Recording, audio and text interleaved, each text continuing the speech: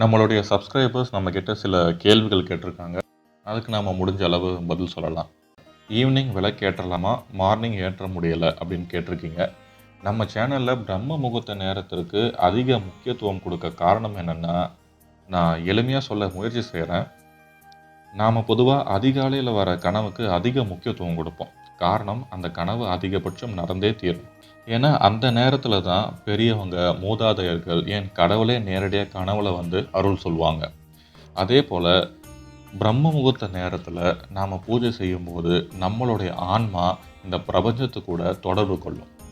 நம்மளுடைய உயிர் சக்தி இறை சக்தியோடு இணைந்து மனம் ஒருநிலை பெற்று நாம் பிரம்ம நிலையில் இருப்போம். இதனால் மனம் தெளிவடைந்து ஞானம் பெறும். அப்போ மாலை நேரத்தில் செய்கிற பூஜைக்கு பலன் இல்லையா அப்படின்னு கேட்க வேண்டாம். மாலை நேரத்தில் சூரியன் அஸ்தமனமான பிறகு தான் நாம் பூஜை ஆரம்பிப்போம்.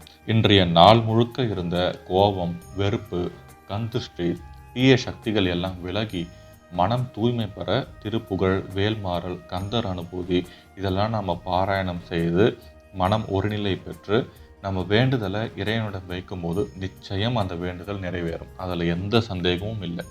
ஆனால் பிரம்ம முகூர்த்த பூஜையினால் நாம் கிரியாசக்தி, இச்சாசக்தி, ஞான சக்தி பெற்று முக்தி அடைய முடியும். நம்மளுடைய அந்த உயிர் அணு அது இறை அணுக்களோட ஒன்று சேரும். நம்ம டைரெக்டாக இறைவன்கிட்ட பேசுகிறதுக்கு அது சமம். அதனால தான் அந்த பிரம்ம முகூர்த்தத்துக்கு நம்ம முக்கியத்துவம் கொடுக்குறோம்.